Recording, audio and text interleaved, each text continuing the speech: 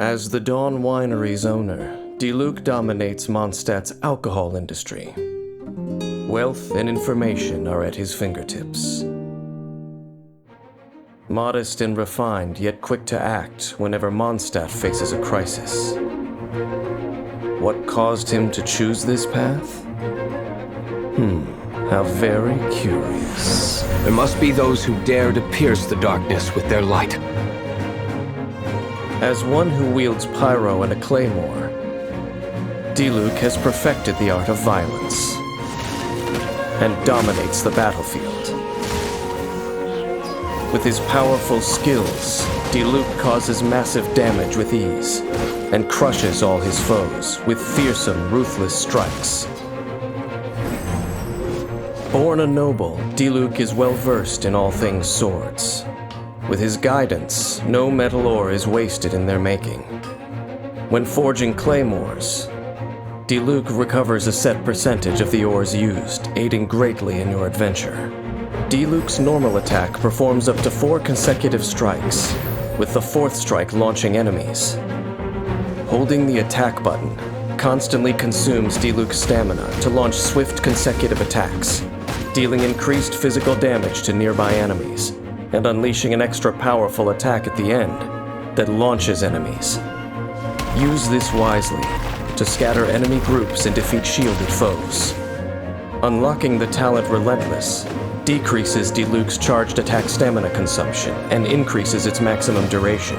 Use his fierce attacks to defeat those before you. Using the elemental skill Searing Onslaught, Diluc strikes with his claymore, dealing pyro damage. This can be done 3 times in a row, with a short window of time to connect each strike. But pay attention. This skill enters cooldown if the next strike is not activated in a short period of time. Using Searing Onslaught in concert with normal attacks allows you to deal constant damage to enemies, while remaining evasive and mobile. Additionally, since this skill deals pyro damage, Diluc can form combinations with other characters, using elemental reactions to deal greater damage. Your verdict is? Surrounding himself in flames, Diluc knocks nearby enemies back, before gathering the flames into his blade and launching a phoenix, dealing massive pyro damage to enemies in its path. Diluc's normal and charged attacks will also deal pyro damage for a period of time. Dawn has a very large hitbox, allowing it to not only strike airborne foes, but also forcibly reposition enemies to an extent, making it very strong against groups. The pyro damage conversion that Dawn provides further strengthens Diluc's attacks. Unlocking the Blessing of Phoenix talent increases the duration of Dawn's pyro damage conversion, and gives Diluc a pyro damage bonus. Diluc is, without question, a well-honed warrior, who efficiently deals with any task. Now, please witness him in action. He begins suppressing the target with normal attacks, combining it with his elemental skill to deal great pyro damage to the enemy. He weaves between these 2 attack modes to suppress the foe more quickly, while building up elemental energy.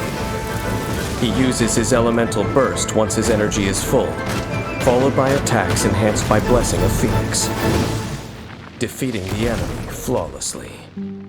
Diluc's explosive, ruthless fighting style and his aloof manner are all admirable traits.